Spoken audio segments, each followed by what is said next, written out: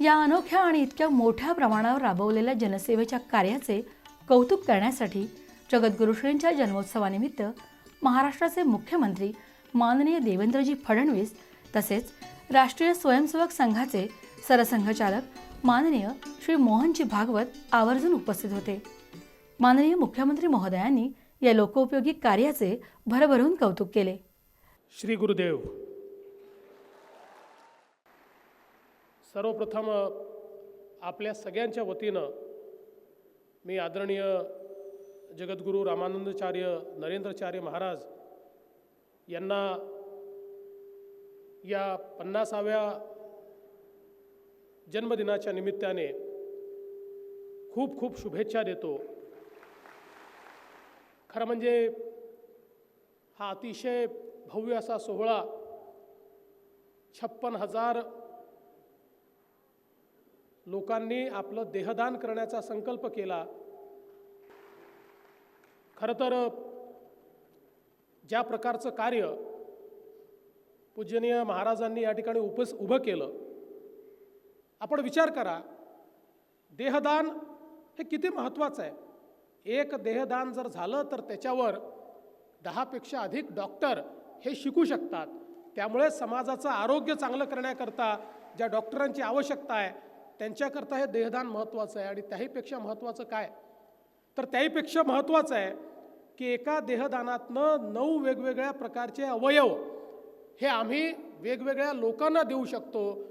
म्हणजे व्यक्ती जरी मेला, आम्ही असं समजतो की केवळ देह मरतो, आत्मा तर मरतच नाही, आत्मा तर अजरामर आहे। आणि त्यामुळे त्या नश्वर देहाचा उपयोग देखील आम्ही जर 9 लोकांना जिवंत ठेवण्याकरता करू शकत असू तर याच्यापेक्षा मोठं दान हे काय असू शकतं। आणि म्हणून मला असं वाटतं की इतकं महत्त्वाचा हा विषय देहदानाचा की मेल्यानंतर देखील कोणाच्या तरी डोळ्यातनं आम्ही पाहू, कोणाच्या तरी त्वचेतनं आम्ही जिवंत राहू, कोणाचं तरी हृदय, कोणाचं तरी यकृत आम्ही त्या ठिकाणी खऱ्या अर्थानं वाचवण्याचा प्रयत्न करू। अशा प्रकारची ही संकल्पना या ठिकाणी मांडण्यात आली।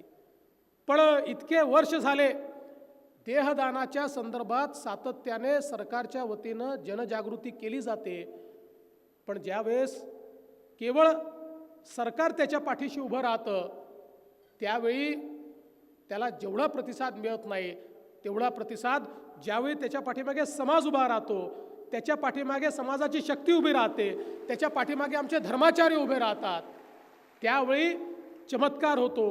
महाराजांनी आव्हान केल्यानंतर या ठिकाणी कोणीही हा प्रश्न विचारला नाही की मी देहदान केल्यानंतर माझ्या उत्तरक्रियेचं काय होईल, माझ्या दशक्रियेचं काय होईल, माझ्या 13व्याचं काय होईल, माझ्या 11व्याचं काय होईल, माझ्या दशमीचं काय होईल, हे कोणी विचारलं नाही। तर या ठिकाणी महाराजांनी सांगितलं, याचा अर्थ हा आहे की हे धर्माला मान्य असलेलं कार्य आहे, हे समाजाचं कार्य आहे, समाजाला जगवण्याचं कार्य आहे। आणि विचार करा, 56,000 लोकांनी देहदानाचा संकल्प या ठिकाणी केला। मला माहिती नाही, मी रेकॉर्ड बघितला नाही, पण कोणीतरी या ठिकाणी म्हणालं की हा एक देशातला रेकॉर्ड असेल। माझं मत असं आहे की हा जागतिक रेकॉर्ड असेल।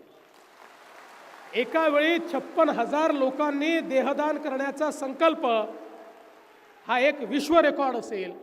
आणि आपल्या देशामध्ये काय आवश्यक आहे, जगाच्या पाठीवर 10 लाख लोकांच्या पाठीमागे 20, 30, 40 लोक हे देहदान करतात। आपल्या राज्यामध्ये अर्धा माणूस देखील, जर आपण लोकसंख्येचा विचार केला, 0.008 इतके केवळ आपल्याला देहदानातनं देह उपलब्ध होतात। इतका मोठा आपला समाज आहे।